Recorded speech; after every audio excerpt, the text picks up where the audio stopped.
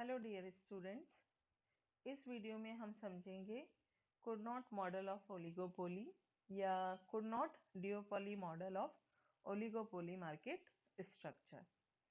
So earliest model of duopoly was developed by Augustin Cournot in 1838.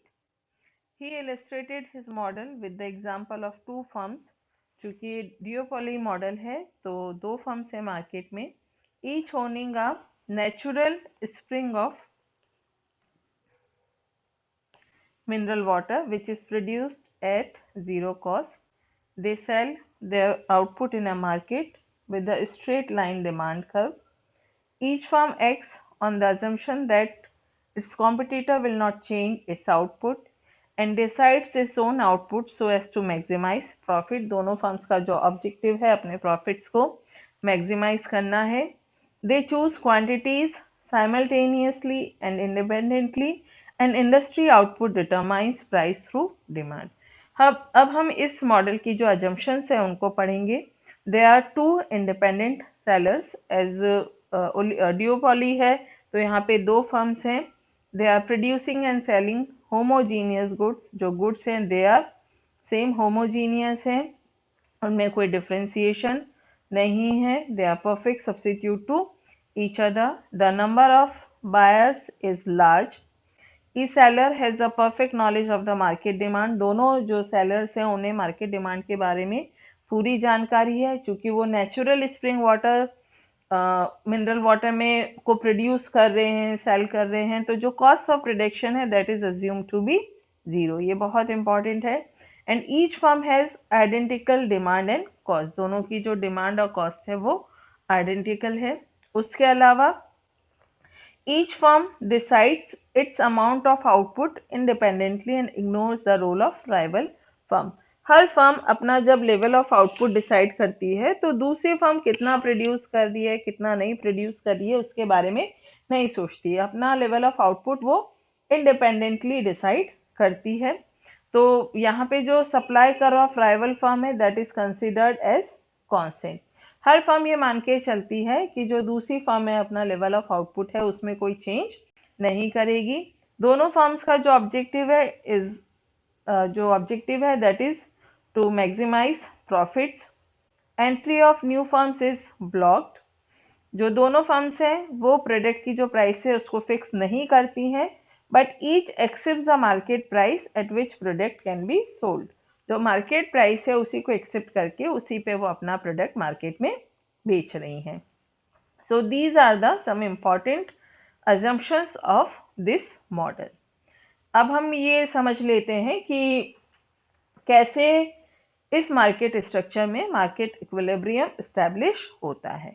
तो हम ये assume करते हैं दो फर्म है, firm A and firm B. और जो फर्म ए है it is the first to start producing and selling mineral water. जो फर्म है वो पहले मार्केट में एंटर करती है और मिनरल वाटर को प्रोड्यूस और बेचना शुरू करती है. अब चूंकि वो अकेली है तो यहाँ पे जो फर्म ए है वो एक तरह से मोनोपोलिस्ट फर्म है. तो माना ये हमारे पास ग्राफ है, इससे हम थोड़ा सा इसको पहले समझ लेते हैं. जो डिमांड है कर्व है फर्म ए के लिए है ना, अभी हमने पढ़ा था कि यहाँ पे जो डिमांड कर्व है it is a straight line demand curve. तो जो फर्म ए के लिए डिमांड कर्व है इट इज DD1 और जो मार्जिनल रेवेन्यू कर्व है फर्म ए का इट इज MR1. जो कॉस्ट ऑफ प्रोडक्शन है that is considered as zero. Equilibrium होता है जहां marginal cost is equal to marginal revenue. तो वो है पॉइंट ए पे. तो इसका मतलब क्या है, जो फर्म ए है it will start producing OA level of output, OA level of output. और जो प्राइस है वो है OP.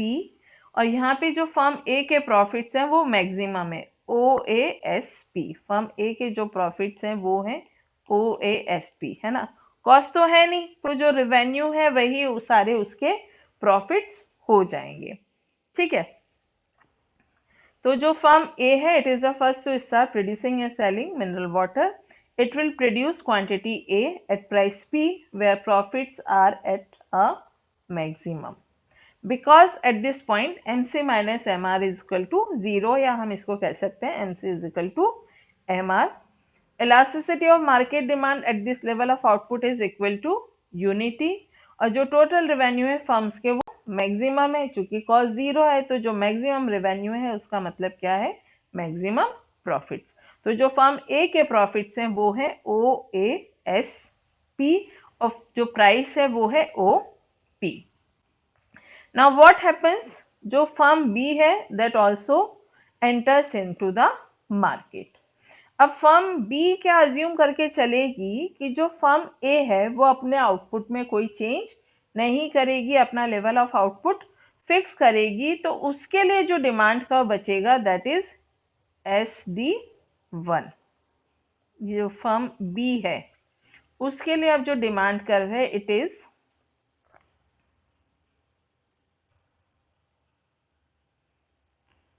Firm B. इसके लिए जो डिमांड कर्व है इट इज SD1. ठीक है. अब SD1 उसका डिमांड कर्व है फर्म बी का, और उसका जो मार्जिनल रेवेन्यू कर्व है इट इज MR2. अब फर्म बी के केस में जो मार्जिनल कॉस्ट और मार्जिनल रेवेन्यू है that are equal to each other at point B.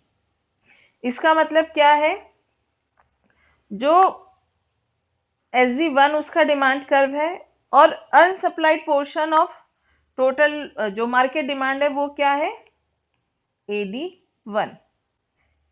OA, जैसे अगर हम माने कि टोटल आउटपुट इस मार्केट में प्रोड्यूस होना है OD1, तो फर्म ए कितना प्रोड्यूस कर ले रही है इसमें से OA, मतलब फर्म ए प्रोड्यूस कर रही है half of the total output that is OA.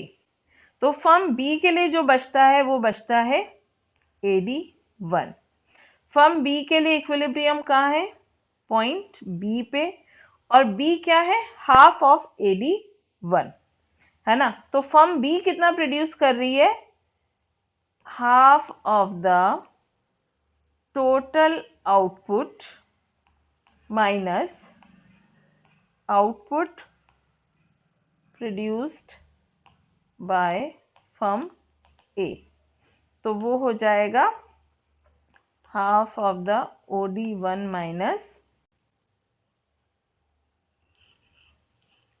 OA, और वो हो जाएगा इक्वल्स टू AB. तो अब फर्म बी प्रोड्यूस करेगी AB. जो फर्म बी है उसका जो आउटपुट है वो है AB, और इसके साथ ही जब firm B AB level of output produce करेगी तो उसके जो प्रॉफिट्स हैं वो बराबर होंगे ABG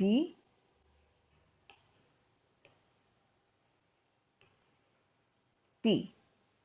फर्म बी के जो प्रॉफिट्स हैं वो है ABGT है ना. और प्राइस अब कितनी हो गई है, OP1 है ना.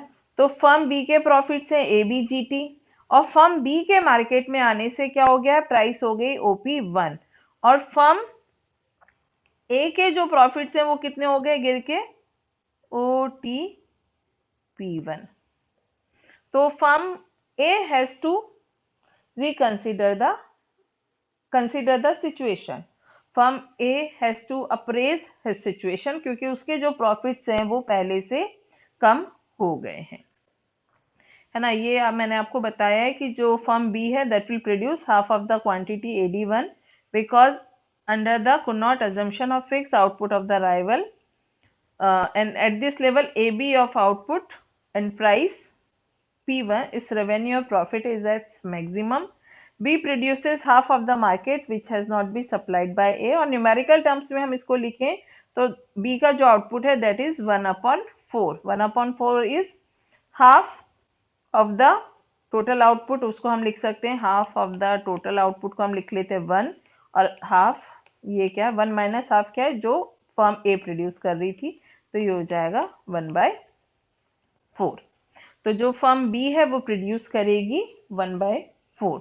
और इसके साथ ही फर्म ए के जो प्रॉफिट्स हैं वो पहले से कम हो जाएंगे और फर्म बी के जो प्रॉफिट्स हैं वो मैंने आपको अभी ग्राफ में दिखाए। तो अब जो फर्म ए है उसको अपना जो सिचुएशन है उसको अप्रेज करना पड़ेगा। पर फर्म ए क्या मान के चलेगी अगेन कि जो बी है it will retain his quantity constant in the next period. तो अब जो फर्म है वो कितना प्रोड्यूस करेगी, 1/2 of the market which is not supplied by firm B. Firm B कितना कर रही है, 1/4 ऑफ द मार्केट। तो ए कितना प्रोड्यूस करेगी नेक्स्ट पीरियड में, half of the total output 1 minus output produced by firm B, that is 1/4। तो जो फर्म ए है वो नेक्स्ट पीरियड में प्रोड्यूस करेगी 3/8 ऑफ द टोटल मार्केट। अब फर्म ए ने जो है अपना वो आउटपुट चेंज कर लिया, वो पहले प्रोड्यूस कर रही थी half of the total market और अब सेकेंड पीरियड में उसने प्रोड्यूस किया 3/8 ऑफ द टोटल मार्केट। अब जो फर्म बी है वो इस पे रिएक्शन देगी और it will produce 1/2 of the unsupplied section of the market. तो 1/2 of the unsupplied section of the market क्या है, 1/2 ऑफ 1 माइनस 3/8। 1 है आपका टोटल आउटपुट, 3/8 है जो फर्म ए प्रोड्यूस कर रही है। तो सेकेंड पीरियड में जो फर्म बी है it will be producing 5/16 of the total market. अब जो फर्म बी है उसने भी अपना आउटपुट सेकेंड पीरियड में चेंज कर लिया। In the third period firm A will continue to assume that firm B will not change its quantity and thus will produce 1/2 of the remainder of the market। तो second period के and में firm B कितना produce कर रही थी, 5/16। तो third period में जो फर्म ए वो प्रोड्यूस करेगी half of the 1 minus 5/16, that is 11/32। And this action reaction pattern continues as both firms have the naive behavior of never learning from past pattern of reaction of their rivals. They take their output decisions independently. However, eventually an equilibrium will be reached in which each firm produces 1/3 of the total market and together they cover 2/3 of the total market. तो उनका ये जो action reaction है, उनका appraisal और रीअप्रेजल है, output को लेके कंसिडरेशन और रिकंसिडरेशन है, ये चलता रहेगा और इवेंचुअली वो एक ऐसे इक्विलिब्रियम पे पहुंचेगा मार्केट जहां दोनों firms 1/3 of the total market produce कर रही होंगी और मिलके दोनों firms 2/3 of total market cover कर रही होंगी और जो दोनों फर्म्स है वो अपने प्रॉफिट्स को मैक्सिमम कर रही होंगी, ऑल्दो जो इंडस्ट्री प्रॉफिट है वो मैक्सिमाइज नहीं होगा। इसको हम ग्राफ से समझ लेते हैं।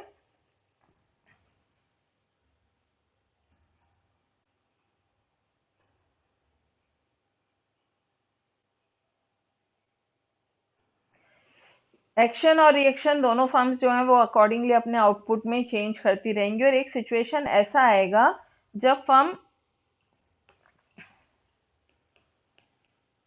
ए है वो भी 1/3 प्रोड्यूस कर रही होगी और जो फर्म बी है वो भी 1/3 प्रोड्यूस कर रही होंगी और इनका a प्लस बी अगर हम कर देंगे तो हो जाएगा 1/3 प्लस 1/3 हो जाएगा 2/3। मतलब जो टोटल आउटपुट होगा दोनों फर्म्स का वो होगा 2/3 ऑफ टोटल आउटपुट। तो अगर हम ग्राफ में समझें और यहाँ पे जो दोनों फर्म्स हैं उनके जो प्रॉफिट्स होंगे वो बराबर होंगे। तो अगर हम ग्राफ में समझें तो जो इक्विलिब्रियम है वो कब होगा, जब फर्म ए प्रोड्यूस कर रही होगी ओसी आउटपुट, ये ओसी आउटपुट, और फर्म बी प्रोड्यूस कर रही होगी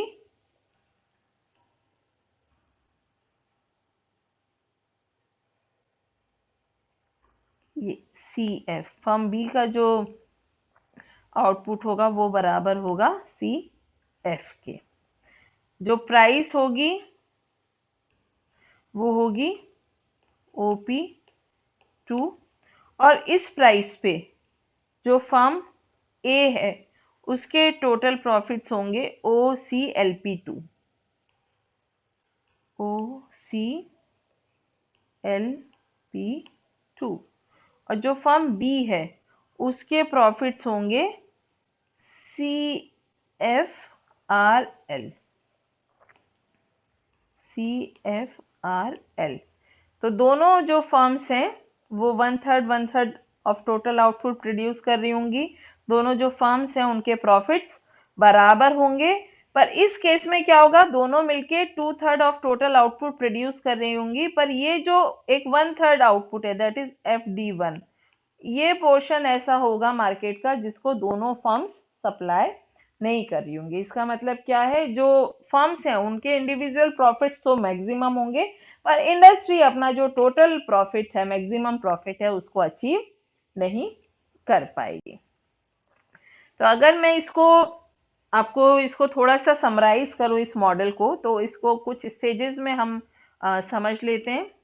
अगर हम स्टेज 1 की बात करें तो स्टेज 1 में जो फर्म ए है ये प्रोडक्शन शुरू करेगी half of the total output, मतलब हाफ से। इस स्टेज में जो फर्म बी है वो करेगी half of the total output minus output produced by firm A, that is 1/4। अगर हम सेकेंड पीरियड या स्टेज 2 की बात करेंगे तो फर्म ए का जो आउटपुट होगा वो होगा half of the total output minus output produced by firm B, that will be equal to 3/8। इस पीरियड में जो फर्म बी है उसका प्रोडक्शन होगा half of the total output minus output produced by firm A, और ये हो जाएगा 5/16। अगर हम स्टेज 3 की बात करें तो जो फर्म ए है वो प्रोड्यूस करेगी half of the total output minus output produced by firm B, और ये हो जाएगा आपका 11/32। और जो फर्म बी है वो प्रोड्यूस कर रही होगी half of the total output minus output produced by firm A, और ये हो जाएगा आपका 32 माइनस 11 21/64। और ये प्रोसेस तब तक चलता रहेगा जब तक दोनों फर्म्स 1/3 आउटपुट प्रोड्यूस नहीं करती और मिलके दोनों फर्म्स टोटल आउटपुट का 2/3 आउटपुट प्रोड्यूस नहीं करती। और ये जो सिचुएशन है वो मार्केट इक्विलिब्रियम की सिचुएशन होगी। यहाँ पे जो मार्केट है वो इक्विलिब्रियम में होगा, दोनों जो फर्म्स हैं वो अपने मैक्सिमम प्रॉफिट्स अर्न कर रही होंगी, दोनों के जो प्रॉफिट्स हैं वो इक्वल होंगे। इस तरह से ये जो मॉडल है उसमें मार्केट इक्विलिब्रियम को अचीव किया जाता है। So it is all about Cournot duopoly model of oligopoly market structure. Thank you very much for watching.